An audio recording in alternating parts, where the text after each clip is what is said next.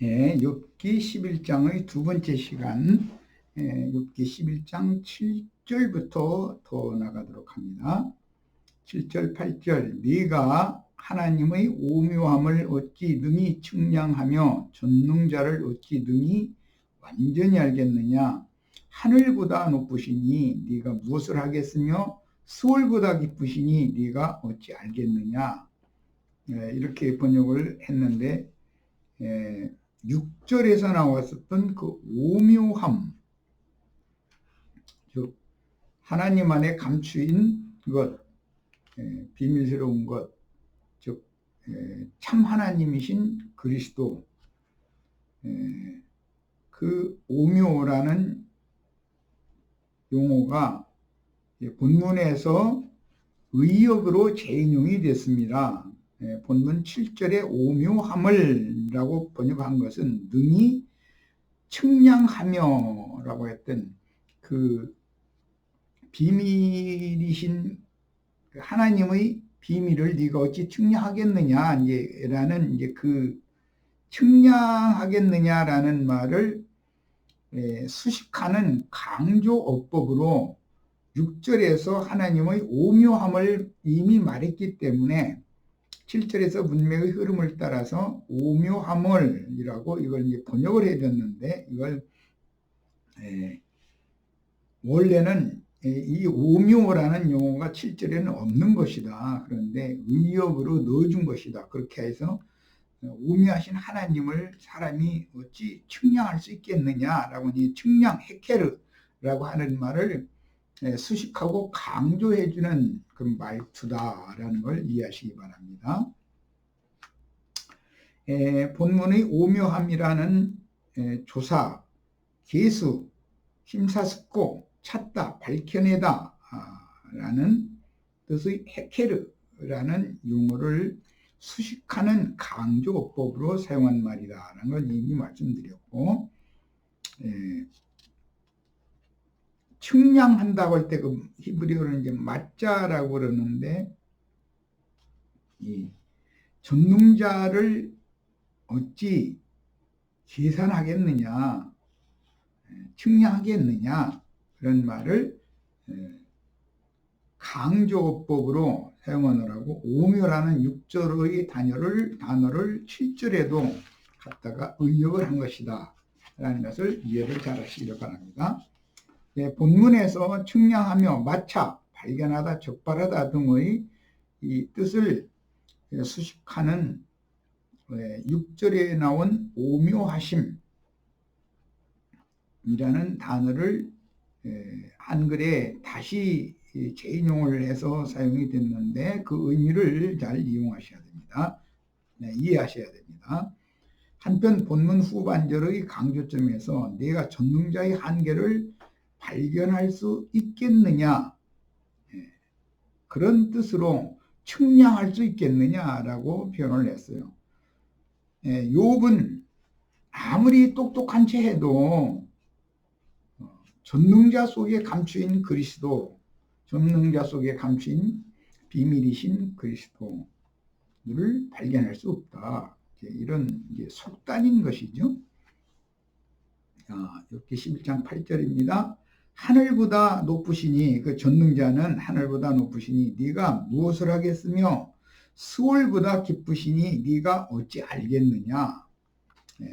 그런데 소발이 욥에 대해서 이렇게 단정적인 이런 표현을 한 것은 욥의 그 교만한 영에서 나오는 많은 말들을 평가하느라고 하는 말입니다. 그가 그렇게 많은 말로 자신을 변호하고 자신의 의와 선을 하나님 앞에서 강조를 하는 많은 말을 하는 것은, 사람이 좀 속된 말로 말하자면 소발이 볼 때 욥이라는 사람이 뭔가 좀 부족한 사람으로 보인 거예요. 부족한 사람일수록 자신의 변명을 많이 함으로 자신의 그 약점을 자꾸 노출시키기 마련이죠. 세상을 살다 보면은 어떤 신문사의 기자들이나 그런 아나운서들이나 방송국의 이런 말을 많이 해야 되는 사람들은 자신이 하는 그 말을 통해서 그 말 속에는 사실 하지 않아도 되는 불필요한 말을 꼭 한두 마디를 섞어 넣게 마련이죠. 정치인들, 또 뭐 세속에서 내노라 하는 자들, 특히 강대상을 차지하고 있는 세속교계의 목사들, 이런 사람들은 마땅히 아니할 말을 반드시 섞어서 넣기 때문에 자기 자신의 그 약점, 자기 자신의 부족함을 그대로 청중들에게 노출시키기 마련입니다. 재판정에서 변호사라든지 검사가 말을 많이 하게 된다면 그는 재판을 반드시 지게 돼 있습니다. 간략하게 요약해서 명확한 증거를 딱 제시를 하고 나머지 판단을 판사에 맡기는 사람이 능력 있는 검사이고 또 변호를 잘하는 변호사인 것이죠. 그런데 뭐 오늘날의 어떤 그 말을 많이 해야 되는 사람들을 이렇게 보면은 참 그 사람의 정체가 다 드러나게 돼 있잖아요. 어떤 신문의 어떤 기자라든지 뭐 검사라든지 변호사라든지 또는 아나운서라든지 특히 정치인들이라든지 강대상을 차지하고 있는 그 목사라는 사람들은 그 자기 자신의 많은 말로 인해서 자기 자신의 약점을 자꾸 이렇게 감추려고 많은 말을 하게 마련이지만 오히려 자꾸 자신이 이런 약점이 있다, 이런 허점이 있다는 걸 청중들에게 보여주는, 노출시키는 결과가 되는 거죠.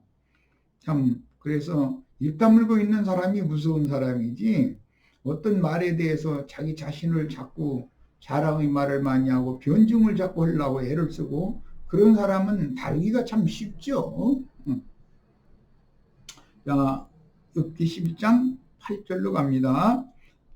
그분은 전능자는 하늘보다 높으시니 네가 무엇을 하겠으며, 그분에 대해서 무엇을 하겠으며 라는 것은 그분의 오묘함을 어떻게 측량하겠으며, 그런 말이에요. 수월보다 깊으시니 네가 어찌 알겠느냐. 그분의 깊은 중심, 하나님의 속에 감추인 그리스도의 비밀은 너로서는 알 수가 없다, 그 말이죠.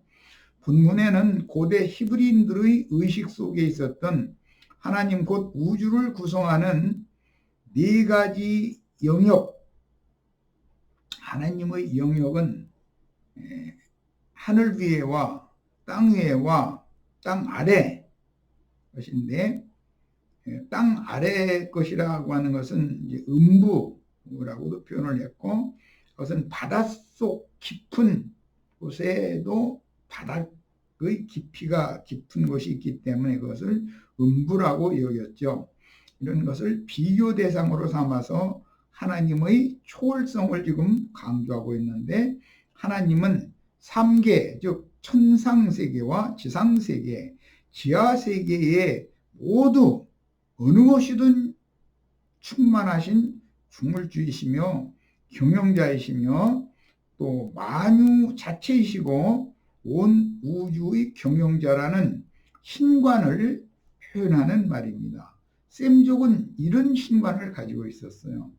하늘에만 계시는 하나님이 아니고 땅에도 계시고, 땅 아래 바다 끝이라고 표현됐고 바다의 맨 밑바닥, 음부 혹은 지옥 등으로 이제 표현되는 음부에도 계시고, 즉 지하세계에도 계시고 지상세계에도 계시고 천상세계에도 계시고, 그분은 그분의 창조하신 온 우주 가운데 충만하신 신이다. 사람이 생전세계가 끝이 아니고 사후세계에도 그분의 손아귀를 절대 벗어날 수 없다라고 믿고 있었습니다. 본문은 하나님은 그 어떤 것과도 비교할 수 없는 초월적인 지혜를 가진 분이시므로 욥으로서는 도무지 알 길이 없으리라 라는 말인데, 흔히 히브리인들의 유일신 유물주의 광대하심, 유일신의 실상이신 그리스도의 광대하심을 나타내기 위하여 천상세계, 지상세계, 지하세계의 서로 다른 측량 단위를 사용하고 있는데, 그것은 그분의 높이와 깊이와 길이와 넓이 등으로서 그 그리스도의 지혜와 지식의 무한성, 그분이 경영하시는 창조세계에 대한 표현을 이렇게 하는 것입니다. 창조세계는 3개로 구성이 되어 있다는 것은 이번 기회에 아주 정확하게 알고 계셔야 됩니다. 사람들은 현상세계만을 보고 듣고 주장하는 사람들은 죽으면 그뿐이지 그렇지 않습니다. 죽으면 지하세계, 음부의 세계라는 곳에 가는 것이고, 다음에 부활이요 하나님, 생명이신 하나님이기 때문에 음부에서 부활해서 셋째 하늘을 높은 것으로 이끌어 올려서 거룩한 성 새 예루살렘에 인도하는 자가 있고, 그 성에 들어가서 충만히 술을 채울 자가 있는 겁니다. 나머지는 심판의 세대에 들어가는 것이죠. 이것이 하나님의 말씀입니다. 자, 욥기 11장 9절로 갑니다.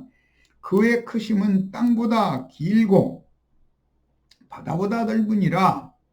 이건 뭐 셈족이 흔히 사용하는 땅의 크기, 바다의 넓이, 이건 비유인데 그보다도 창조자는 더 크신 분이다. 표현이 그런 표현이죠. 유일하신 참 하나님인 그 그리스도 예수의 지혜와 지식의 무한성과 초월성을 나타내는 비유적인 표현입니다. 우주 만물의 창조는 하나님의 지혜이신 그리스도로 말미암아 창조되었고, 그 그리스도로 말미암아 그분 하나님의 지혜대로 경영이 되는 것이죠. 이걸 하나님의 경륜이라고 부릅니다. 그런데 바울 사도가 신약에서 내가 하나님의 마음속에 감추인 비밀의 경륜을 깨달은 사람이다 라고 자기 자신을 소개를 했어요. 굉장한 말이죠. 욥기 11장 10절로 갑니다. 하나님이 두루 다니시며 사람을 잡아 가두시고 재판을 여시면 누가 능히 막을 쓰냐. 소발이 욥을 정죄하게 한 말입니다. 하나님이 두루 다니시며 사람을 잡아 가두시고 그럴 때, 하나님이 두루 다니실 때는 구름 수레를 타고 다니시는 것으로 되어 있지만, 실제는 하나님의 보좌에 앉아서 당신이 부리시는 종들인 천사들을 보내셔서, 빛의 천사와 어둠의 천사를 동시에 보내셔서 온 지면에 있는 모든 인간들의 생각과 감정과 의지와 그의 신앙 양심 등을 낱낱이 다 헤아리고 분별하고 계신다는 거예요. 그 다음에 법정을 개정하여 소환하시면 누가 능히 막을 수 있느냐, 누가 능히 막을 수냐, 이렇게 표현했는데 하나님의 전능성이죠. 본문은 앞의 욥기 11장 8절로 9절에 이미 암시된 만유와 만사를 주관하시는 초월적인 하나님의 비밀이신 그리스도께서 어떤 시공에도 제한을 받지 않고 땅끝 이곳저곳을 다니며 욥과 같이 어리석어서 범죄하고도 심상히 여김으로 자기의 죄악들을 감추려 하는 자들을 낱낱이 잡아들여서 심판하고자 하실 때, 그 누구라도 하나님의 법정으로 소환하시면 하나님의 행사를 막거나 제지함으로 그 소환에 불응할 수 없다라는 뜻입니다. 그것은 세상 나라에서도 누가 이제 송사 소장을 어떤 법원에 제시하면 재판장이 소장을 다 읽어보고 나서 상대방과 소장을 제시한 사람을 소환을 하게 마련입니다. 자신 앞에서 그럼 두 사람이 자기 입장을 변증을 하게 할 수 하는 것이 법정이기 때문인 것이죠. 그러다 보니 검사와 변호사는 당연히 있게 마련인 거예요. 그런데 재판장의 소환에 불응하면 그 재판을 나는 인정한다는 뜻이고 졌다는 뜻이에요. 그럴 때는 판사는 간단하게 누구누구는 이 재판에 소환을 했는데도 계속 불응한다. 이것은 그가 이 소송 사실에 대해서 인정하고 재판을 졌다고 시인하는 것으로 간주한다라고 최종 판결을 내려버릴 수가 있는 것이죠. 본문에서 재판을 여시면 이 카할이라는 히브리어는 죄인들을 정죄 또는 신문할 목적으로 법정으로 출두하라고 소환하다, 소집하여 부르다라는 용어로서 하나님의 심판대, 그리스도의 심판대라는 용어에 대해서 잘 이해를 하시면 됩니다. 모든 인간은 그리스도의 심판대 앞에 반드시 소환되는 날이 있기 마련이고 자신이 생전 세계에서 행한 일들을 기록한 모든 책들에 기록한 그 행위대로 사실을 신문하고 조사를 받게 되고 그 결과대로 정확하게 판단을 하시게 된다라는 이 셈족의 법정 용어입니다. 하나님의 전능성, 하나님은 재판장이시고 우리 인생들은 그분의 재판대 앞에 반드시 소환되는 날이 있다. 이것은 쉽게 말하자면 이 생을 떠나고 육의 장막을 벗는 날이 되는 것이고 그 다음에 부활의 날이 되는 것이죠.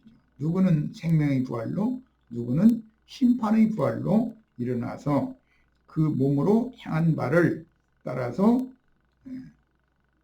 판단을 받는 날인 것이죠.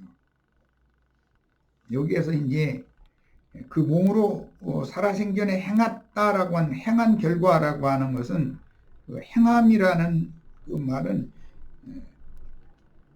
교회 생활, 믿음 생활, 교회 생활을 어떻게 했느냐, 어디에서 어떻게 했느냐. 믿는 이들은 그리스도 심판대에 서서 그가 믿었는데 믿은 날 이후로 신앙생활을, 즉 교회의 생활을, 그리스도인의 삶을 어디에서 무엇을 추구하는 인생을 살았느냐, 이것을 점검한다는 거예요. 이 말에 대해서 잘 이해가 있기를 바라요. 세상 사람들은 양심의 법에 따라서 재판하기가 마련이고 유대인들은 그들이 주장하는 조문의 율법에 따라서 재판을 하는 것이며 그리스도인들은 그리스도의 법인 생명의 성령의 법에 따라서, 즉 믿음의 법에 따라서 재판을 받게 되는 것입니다. 그런데 믿음을 따라서 재판을 할 때는 그가 믿음 생활을 어떻게 했느냐 이거예요. 짐승의 몸을 세우는 음력교회에서 사람의 종들이 되어져 가지고 음녀의 7머리들의 종노릇을 했느냐, 그러므로 짐승의 몸을 세우는 인생을 신앙생활을 했느냐. 해를 입은 여자로 상징된 아들들을 낳은 모친인 교회생활, 최종적으로는 거룩한 성 새 예루살렘에 들어갈 권세를 얻은 자들인 신부 교회 생활을 실행을 했느냐, 이걸 가지고 검증을 받는다는 거예요. 욥기 11장 11절 하나님은 허망한 사람을 아시나니 악한 일은 상관하지 않으시는 듯 하나 다 보시느니라 그랬습니다. 여기 허망한 사람, 슈아브라는 이 용어는 황폐하게 하다라는 의미의 동용에서 유래된 말로서 파괴적인 사람, 악한 사람, 그런 의미이기 때문에 무익한 자 또는 거짓된 자, 헛된 자, 그렇게 여러 가지 의미로 번역이 되었습니다. 그 소발의 개념에서는 말이 많은 자죠. 허망한 사람이라는 것은 많은 말을, 실수 없는 많은 말을 한다. 안 해도 되는 말, 이런 것을 아주 끝없이 늘어놓는 사람. 그런 사람 보면 좀 지루하고 사람이 저럴까 싶죠. 그리고 그 사람의 속내가 자꾸 들통이 나잖아요. 많은 말을 통해서. 그 사람의 속내가 들통난다는 건 자기를 감추기 위해서 많은 말을 하는 사람은 남을 자꾸 너무 심한 말로 비판하고 함부로 말을 하고 하는 경향이 참 많죠. 정치인들의 습성이 그렇죠. 자기와 정치적인 성향이 다른 어떤 당을 너무 함부로 헐뜯는 말을 많이 하는 게 정치인들이잖아요. 그들은 이 편이든 저 편이든 뭐 다 우리는 잘 아는 것처럼 짐승세계 마귀의 자식들이라는 것을 스스로 다 증명하는 거예요. 하나님은 허망한 사람을 아시나니 그랬는데 본문 서두에는 그 영문으로 for라고 하는 연결사가 있어서 소발이 본문을 근거로 그의 주장을 강하게 변론하고자 한다는 것을 암시하고 있으며, 이 허망한이라는 것은 도덕적으로 볼 때는 교활한 사람, 간교한 사람, 뱀과 같은 사람, 실수 없이 속이 텅 빈 사악한 사람이라는 뜻으로서 욥기에서 욥의 친구들에 의해 자주 언급되는 악한 사람을 가리키는 셈족 특유의 표현인데, 그 속에는 지혜, 진리가 없고 거짓과 사위, 즉 허풍으로 가득한 바람 같은 인간이라는 표현입니다. 참 유식한 말로 너무 혹독한 욥을 판단을 그렇게 하고 있는 것인 것을 알 수가 있습니다. 자, 그 다음에 허망한 사람은 지각이 없나니 그랬는데, 지각이라는 것은 하나님의 손에서 친히 길들임을 받으면서 배워서 몸에 밴 영적 감각, 생명의 어떠함, 이런 것을 말하는 거예요. 그의 출생함이 들나귀 새끼 같으니라, 이렇게 표현을 했어요. 허망한 사람은 지각이 없나니 그의 출생함이 들나귀 새끼 같으니라. 만일 네가 마음을 바로 정하고 주를 향하여 손을 들 때 네 손에 죄악이 있거든 멀리 버리라. 불의가 네 장막에 있지 못하게 하라.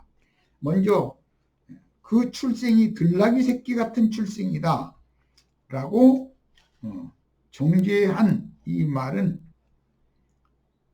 나바브, 이건 속이다, 또는 속이 비어있다, 어리석다, 텅 비어있는 그런 용법이고, 나귀 새끼와 같다라고 욥이 태어난 것 자체가 들나귀 새끼가 태어나는 것과 뭐가 다르냐, 이렇게 표현을 한 것은 욥은 영적 지각이 지금 없는 사람이다라는 것을 극단적으로 이렇게 표현을 하는 말인데, 들나귀 새끼란 사람이 붙들어서 길들일 수 없는 아주 천방지축이다 이 말이에요. 어디가 위쪽이고 어디가 아래쪽이고 어디가 동쪽이고 어디가 서쪽이고 어디가 북쪽이고 남쪽이고, 이 도대체 방향 구분을 않고 맡겨 다니는 거예요. 그럼 이 어떻게 붙잡아다 길들일 수 없는 그런 사람을 대표하는 게 들나귀 새끼라고 표현을 한 거죠. 그 다음에 이제 네 장막에 죄악을 거할 수 없게 해라. 죄악이 네 장막에 있지 못하게 해라. 이 말은 이 장막이라는 이 오헬이라는 용어는 고대 풍속에서는 목축업을 하는 목축자들이 광야에서 장막을 쳐놓고 거주하면서 생활을 한 데서 비롯된 말로서 이제 천막이라는 번역도 이 장막이라는 용어와 같은 오헷이라는 단어인데, 이 단어가 히브리인들이 사용할 때는 우리 영혼의 덮개인 몸을 의미하는 것이 대부분이고, 그 다음에는 영혼, 몸을 가진 사람들이 어떤 거처에서 사는 거처를 의미할 때도 있어요. 그리고 최종적으로 셈족은 하나님이 자신들의 영원한 거처라고 믿기 때문에 하나님의 집인 성막이나 성전을 의미할 때도 있어요. 그러므로 이런 이 장막이라는 용어에 대해서는 문맥의 흐름에 따라서 각 사람 개인 자신의 몸을 의미하는 것인지, 하나님의 말씀을 받은 사람들이 사는 거처인 장막, 성막 또는 교회를 의미하는 것인지, 셈족의 영원한 거처인 하나님 자신의 집인 성전을 의미하는 것인지는 문맥의 흐름에 따라서 해석을 해야 되는 것입니다. 똑같이 장막이라는 용어가 사용되기 때문에. 고린도전서 6장 19절을 보겠습니다. 너의 몸은 내 몸이 아니라 너의 몸이에요. 단체입니다. 너희가 하나님께로부터 받은 바 너희 가운데 계신 성령의 전인 줄을 알지 못하느냐. 너희는 너희 자신의 것이 아니라 그리스도의 것이다. 이렇게 말씀이 나왔어요. 우리는 그리스도의 피로 구속받고 말씀으로 거듭난 성도들은 하나님의 성전의 기물, 건축 자재들이라는 거예요. 이것을 지체라고 합니다. 우리 각 사람은 성전, 하나님의 집 안에 있는 지체인 것이고, 건축 자재들이라는 개념이죠. 반대로 하나님의 성전, 하나님 자신은 거룩한 분이신데, 거룩하신 하나님과 반대되는 개념의 귀신들의 집, 악귀들의 집은 벳아웬이라고 합니다. 그 아웬이라는 말은 죄악이라는 말이에요. 벳이라는 말은 집이라는 뜻이에요. 그런 게 죄악의 집이니까 악귀들의 집이고, 하나님의 집인 것 같지만 악마의 거처다, 그런 뜻이에요. 그게 벳아웬이라는 말이에요. 고린도후서 5장 1절로 4절을 생각해 봅니다. 만일 땅에 있는 우리 장막집이 무너지면, 이렇게 말할 때 땅에 있는 우리의 장막집이라는 것은 나 자신의 개인의 몸이 하나님의 집인 교회의 지체로 하다가 개인의 몸이 죽는 것을 말하는 거예요. 하나님께서 지으신 집, 곧 손으로 지은 것이 아니요 하늘에 있는 영원한 집이 우리에게 있는 줄 아느니라. 그러니까 육의 장막을 입고 교회 생활을 하지만 교회 생활을 끝내는 날은 당연히 하늘에 있는 영원한 집에 데려감을 받는 것이 목적이다 라는 것을 지금 강조하는 것이죠. 참으로 우리가 여기 있어 탄식하며 하늘로부터 오는 우리 처소로 덧입기를 간절히 사모하노라. 하늘로부터 오는 처소라는 것은 위 하나님 자신께로부터 내려오는 처소니까 거룩한 성 새 예루살렘이 내려온다고 되어 있습니다. 이 성경의 흐름에 대해서 잘 이해를 하셔야 됩니다. 우리가 이 생에서 육의 몸을 입고 교회 생활을 하다가 이 장막집을 벗는 날이 되면 음부에 계신 주의 품에 데려가서 자기 일을 마치고 오는 부활의 때까지 쉬다가 그리스도 심판대 앞으로 부활된 후에 이기는 자가 되면 거룩한 성 새 예루살렘에 주와 함께 즉 하나님의 영광에 들어갔다가 영광의 성이 오는 새 세상의 우편 양들의 그 모임 양들의 집으로 성막으로 재림을 하게 될 때 치천사가 되어져서 주와 함께 그 영신 주와 함께 즉 말씀과 함께 오는 세상의 우편 양들의 거처에 오는 거예요. 이것이 재림의 완성입니다. 자, 이렇게 입음은 하늘로부터 오는 처소로 덧입는다 그러는데 이것은 그리스도의 형상과 모양으로 만들어지는 과정에 대해서 의미하는 말이에요. 우리가 벗은 자들로 발견되지 않으려 함이라. 우리가 단순히 육의 몸만을 벗는다면 우리 속에 감추인 은밀한 모든 죄악들, 더러운 것들이 하나님 앞에 그대로 노출되는 그런 부끄러움을 당하지 않게 되는 것이 예수를 믿어야 되는 도다라는 것을 설명하는 거예요. 참으로 이 장막에 있는 우리가 짐진 것 같이 탄식하는 것은 벗고자 함이 아니요 오히려 덧입고자 함이니 여기 짐진 것 수고하고 무거운 짐진 자들아 라고 말할 때 그것은 유대인들은 율법의 저주를 짐으로 지고 있고 이방인들은 양심의 법을 짐으로 지고 있는데 이 짐이라고 하는 것은 실제는 혈과 육의 몸을 의미하는 것으로서 육체 속에 죄가 인격으로 거하면서 나 자신의 육체라고 하는 것 자체는 죄덩어리이기 때문에 이게 구속하신 영혼의 무거운 짐이 된다는 거예요. 그래서 단순히 육의 몸이 죽는 것 이것을 벗고자 탄식하는 것은 벗고자 함이 아니요 덧입고자 함이니라는 건 위로부터 오는 저소로 명과 혼이 속사람이 온전한 구원을 이루어서 영의 몸을 입고 영광 중에 나타나는 것을 사모한다 그런 말인 거예요. 자, 베드로 후서 1장 14절을 보봅니다. 이는 우리 주 예수 그리스도께서 내게 지시하신 것 같이 나도 나의 장막을 벗어날 것이 임박한 줄을 알미라 라고 표현했습니다. 여기에서 베드로가 나의 장막이라고 말한 것은 베드로가 육의 몸을 벗는 것을 지금 염두에 두고 하는 말이에요. 당연히 구속하시고 구원을 이룬 속사람이 영의 몸을 입고 주와 함께 영광 중에 나타나는 것을 베드로 형제는 사모하고 있는 것이죠. 우리의 신앙도 똑같습니다.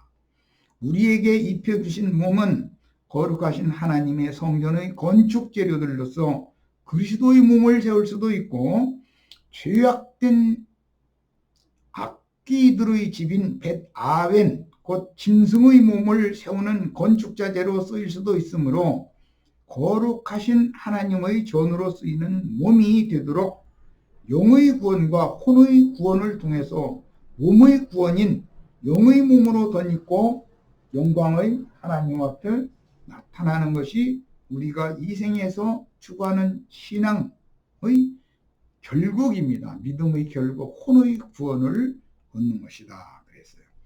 본문은 속이 비어있는 사람, 즉 미련하여 알맹이가 없는 사람이라는 비방으로서 빈 쭉정이 같은 인간이다. 신약 성경에 알곡과 쭉정이 비유가 나오는데 빌닷이 현재의 욥을 볼 때는 빈 쭉정이 같은 인간으로 보고 있는 거죠. 왜? 자신의 지혜와 지식을 헛되이 자랑하는 그 교리적인 말, 이론적인 말, 그런 교만한 용어로 하는 그런 자기 자랑의 말을 너무 많이 늘어놓기 때문에 그런 욥을 소발이 볼 때는 길들여 쓰기가 어려운 들나귀 새끼처럼 아무 생각이 없이 천방지축 날뛰는 우매한 자, 즉 미련한 자, 지혜와 지식이 없는 자, 상식 없는 자, 이런 막말로 폄훼하는 비방을 지금 하는 중입니다. 소발의 이런 표현을 보면 욥이 재판장이신 하나님의 법정에 소환된 자로서 너무 교만하고 허망한 말을 많이 한다고 들었음을 알 수 있는데 우리는 재판정에 갈 일이 별로 없지만 속세에서도 재판정에서 재판장이나 함께 동석한 판사들을 멸시하면서 가리키려는 투로 자기의 의를 주장하겠다고 너무 유식한 말을 너무 많이 늘어놓고 그러면 그건 볼 것도 없이 재판을 지게 마련이에요. 판사는 기분 나쁜 거죠. 세상의 재판이라는 것은 상대방의 말을 가지고 들어보고 판단을 하는 것인 것처럼 주님도 네 말로 너를 정죄한다 이랬어요. 그런데 그 말투가 너무 교만하고 완악한 그런 영과 마음에서 나오는 말이면은 그거는 그 사람의 정체가 그렇기 때문에 그 사람을 당연히 그런 사람이라고 판단하게 마련인 거죠. 우리는 이 땅에서 주님 앞에서 신앙생활을 하면서 길들임을 받는다라는 것은 그리스도의 겸손을 배우고 그리스도께서 본으로 보이신 모든 의로우심과 선행을 배우는 거예요. 그래서 내 것으로 삼는 거예요. 소발의 이런 표현을 보면 욥이 재판장이신 하나님의 법정에 소환된 자지만 너무 교만하고 허망한 말을 너무 많이 한다 라고 판단하면서 들었다는 걸 알 수가 있는데, 소발의 이런 말투는 교만한 욥의 자존심을 극도로 자극하여 욥의 속에 감춰진 본성상의 모든 것을 쏟아내놓게 하기에 충분한 말을 하는 겁니다. 욥을 세상 말로는 인격적으로 아주 모독하는 거예요. 인격 모독을 막 의도적으로 하는 거예요. 13절로 갑니다. 만일 네가 마음을 바로 정하고 주를 향하여 손을 들 때, 이렇게 이제 지금까지 정죄하는 말을 바꿔서 말을 하지만 이 역시 정죄의 말입니다. 네가 마음을 바로 정하고 주를 향하여 손을 들라라는 것은 소발이 욥을 권고하는 형식의 말인데, 특히 충고적인 조언을 지금 하는 말이죠. 마음을 바로 정하고라는 것은 네가 두 마음을 품고 있다라는 뜻이니까 하나님께만 네 마음이 고정되어 있지 못하고 세상사에 대해서와 하나님에 대해서 양다리를 걸치는다라는 것을 염두에 두는 말인 거고, 주를 향하여 손을 들라라는 것은 너 아직 하나님 앞에 매를 덜 맞았어. 항복 않고 있어 이 말이에요. 하나님께 항복하라는 본론 말을 수식해주는 말은 욥의 비위를 건드려서 욥의 속을 휘휘 젓고 뒤집어서 감추어진 것들을 모두 쏟아내게 하는 가시도 친 말로서 욥의 과거 인생인 자칭 의와 선행을 적극적으로 부정하는 말이니 욥의 과거 인생 자체를 모두 부정하는 말입니다.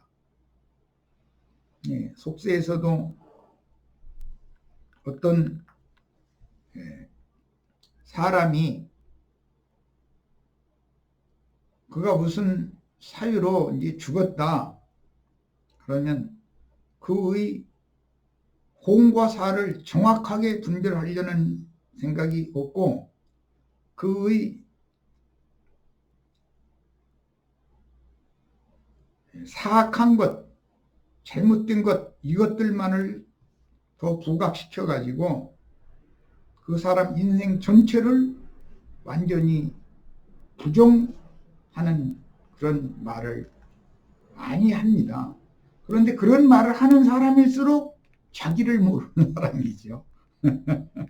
이제 정치인들, 변호사들, 검사들, 또는 신문사 기자들, 다 말로 먹고 사는 사람들이 다 그렇죠. 특히 설교자들 참 주의해야 되는 문제예요. 하나님의 공의, 하나님의 판단이라는 것은 어떤 사람의 공은 공대로, 그 다음에 악은 악대로 정확하게 판단을 하는 것이 세상의 판단과 다른 것이다 라는 걸 명확하게 이해하시길 바랍니다. 이는 욥이 과거에 잘 나갈 때 저지른 죄악의 곁길에서 떠나서 욥을 조사하여 정죄하고 형벌하심으로 명백하게 욥의 위선과 범죄를 드러내신 오묘하고 광대하신 하나님께 자신이 죄인임을 자백하며 순종하고 그분의 뜻을 따르라는 권면으로서 앞에서 욥이 재판장께 소장을 제시하고 변증한 많은 말들을 모두 부정하고, 즉 욥의 과거 인생 전체를 부정하고 욥을 악한 사람으로 본다라는 그런 말이죠. 욥의 인생 전체를, 지금까지 인생을 부정하는 말이에요. 이 말은 욥을 뒤집어 놓게, 그다음에 뒤로 넘어가면서 얼굴이 푸르렀다가 하얘지게 충분하게 하는 말이죠. 14절로 갑니다. 내 손에 죄악이 있거든 멀리 버리라. 불의가 내 장막에 있지 못하게 하라 그랬습니다.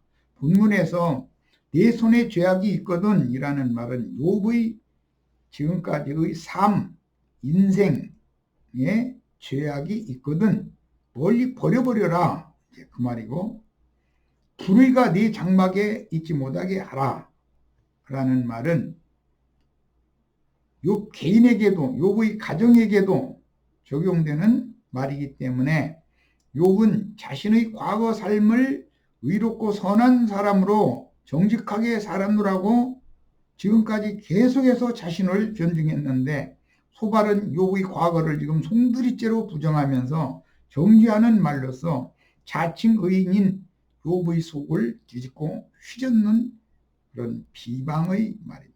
그런데 권면의 말로 이렇게 형식을 빌리는 것이죠. 참 말재주 대단하죠.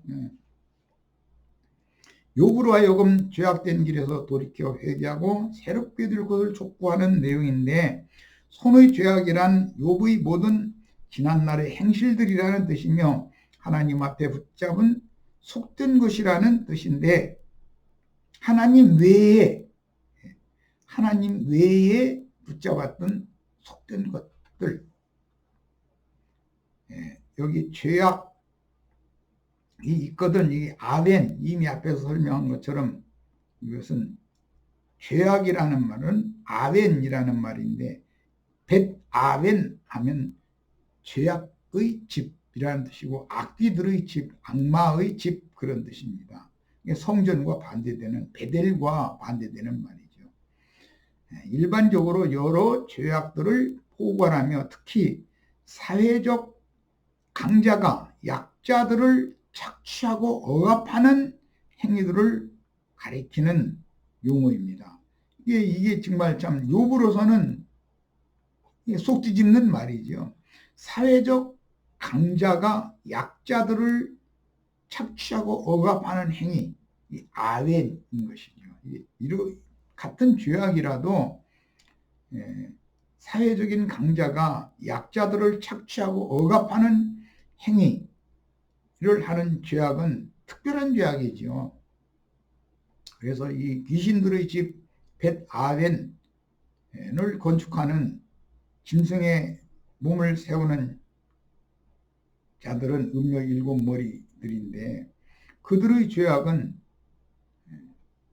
강자로서 약자들을 착취하고 억압하는 그런 범죄를 저지르는 죄이기 때문에, 다른 어떤 일반적인 범죄는 회개하고 돌이키면 용서를 받을 수 있지만 이건 영적인 죄이기 때문에 절대로 용서를 받지 못하는 것입니다.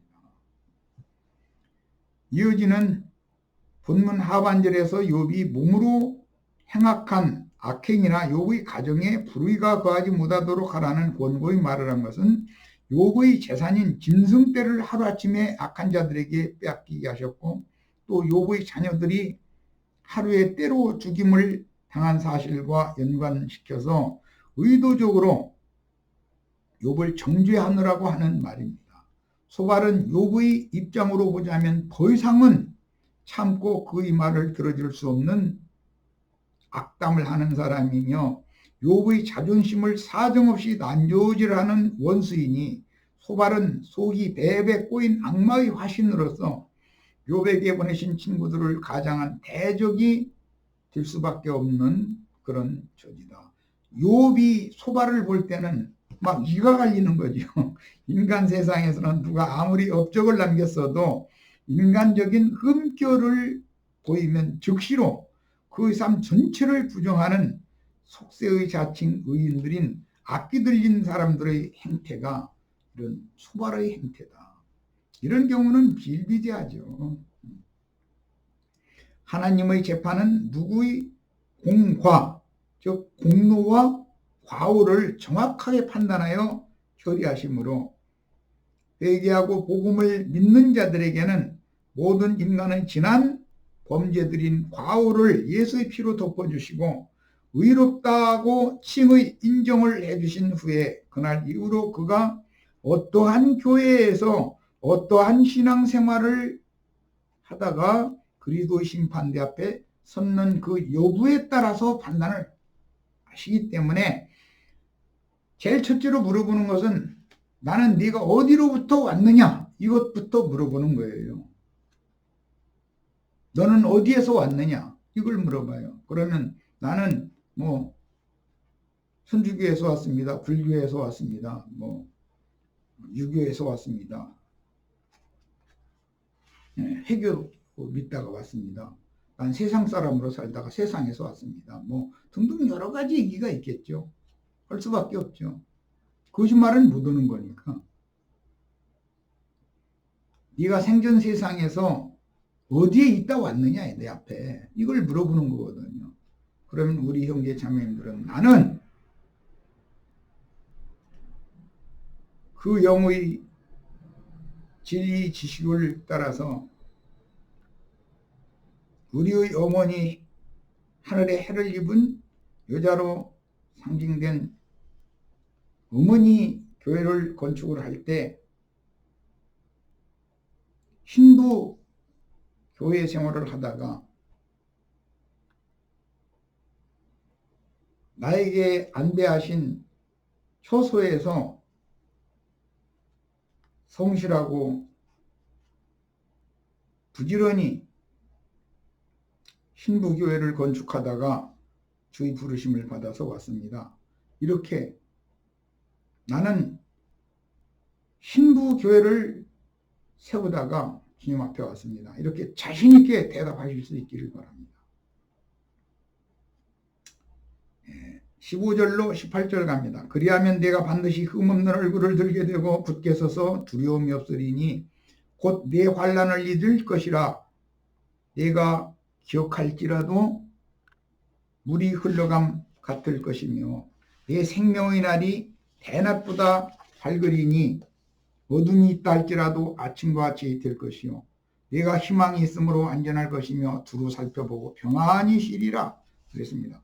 그리하면 내가 반드시 흠없는 얼굴을 들게 되고 이것은 욥기 11장 13절로 14절의 권면을 핑계로 소발이 욥을 극단적으로 정죄한 말에 근거하여 15절로 20절까지 결론 부분의 말을 하고 있는 중인데 소발은 이 결론을 위해서 앞에서 욥의 속을 엽겹도록 조롱하였으며 이런 조롱은 욥이 욥기 10장 15절에서 자신의 의와 선을 자칭 의인인 채 자칭 선인인 채 재판장 앞에서 변증하는 말을 너무 많이 하고 직설적으로 표현한 것에 대해서 마뜩하게 듣지 않았다라는 뜻입니다.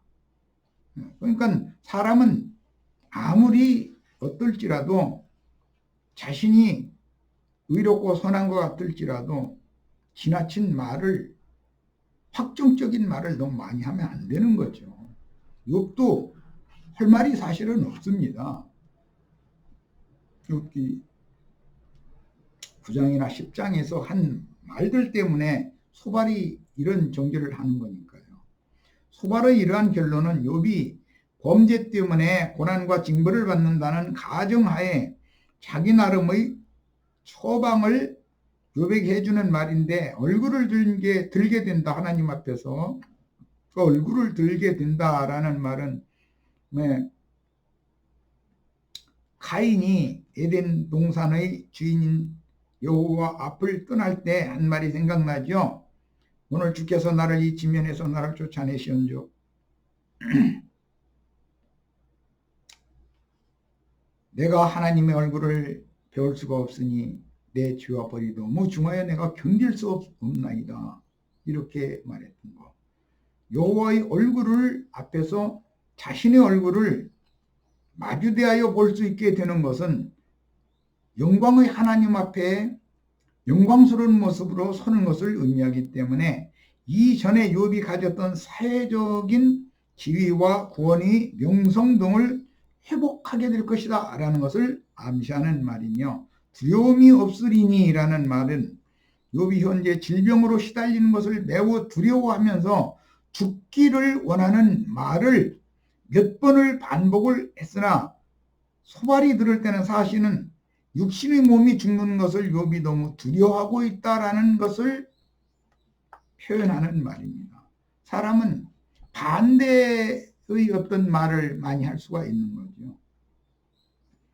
16절 네 환난을 일으킬 것이라 네가 기억할지라도 물이 흘러감 같을 것이며, 여기 환난 아말이라는 말은 욥기 3장 10절에서 욥이 당하고 있는 고난과 시련을 뜻하는 말인데, 이것은 예수님이 제자들에게 너희는 나의 모든 시험에 함께하였기 때문에 세상이 새롭게 되고 내 나라가 이루어지면 내 상에서 먹고 마시며 이스라엘 12지파를 판단하게 하려 하노라 라고 말씀하셨던 말과 같습니다. 여기 환난이라는 말은 모든 시험들을 의미하는 겁니다.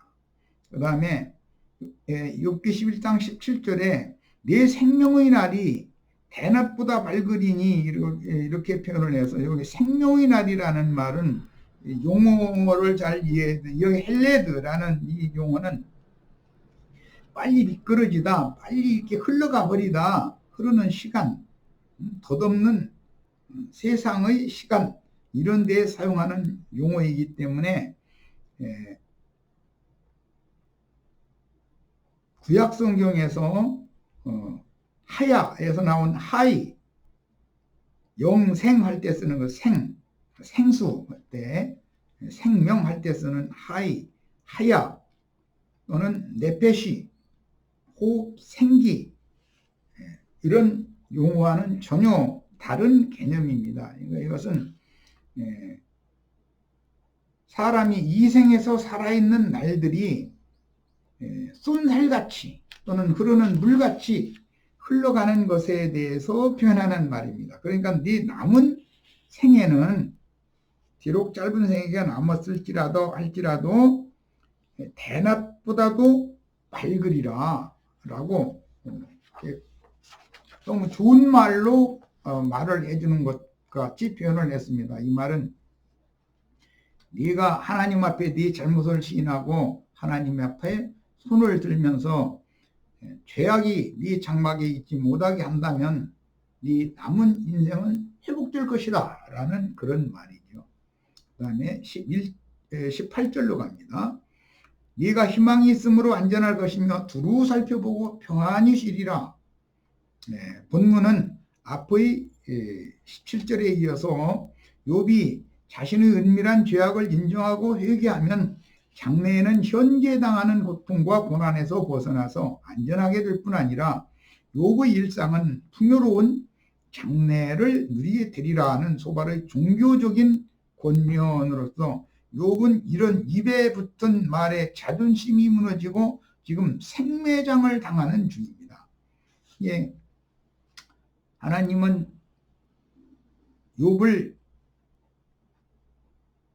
자기를 부인하고 죄에 대하여, 율법의 저주에 대하여, 세상에 대하여 죽은 자가 되고 하나님을 향하여 사는 새 사람으로 창조하는 데는 엘리바스와 빌닷과 소발이라고 하는 친구들이 꼭 필요했던 것이죠.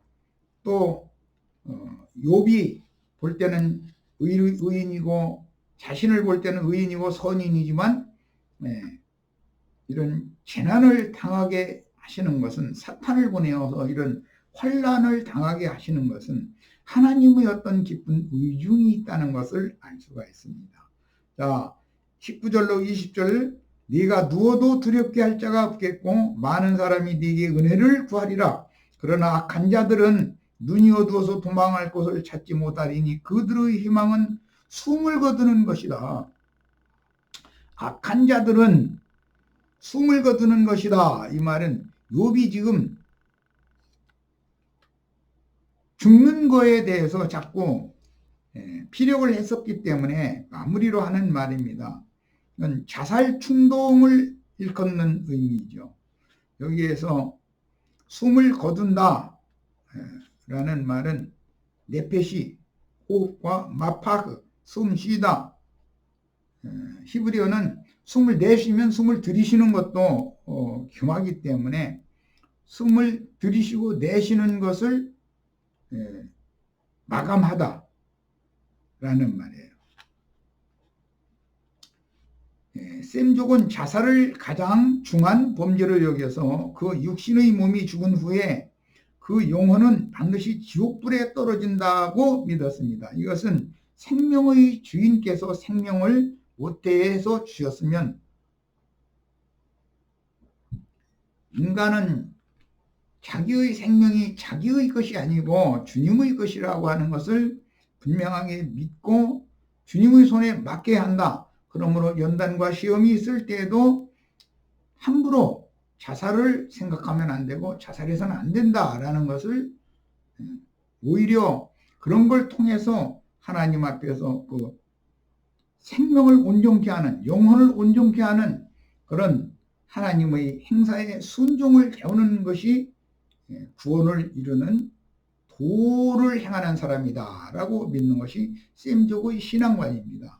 그러므로 툭하면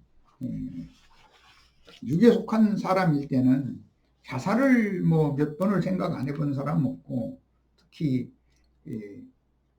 가장 중요한 약속인 부부연을 맺는 이제 언약이라고 그러는데, 하나님과 하나님의 배필이 되는 그 언약에 대한 비유이죠. 세상에서 남편이 아내가 남편을 한번 부부의 연으로 약속을 맺었으면 이것은 절대로 바꾸면 안 되는 겁니다.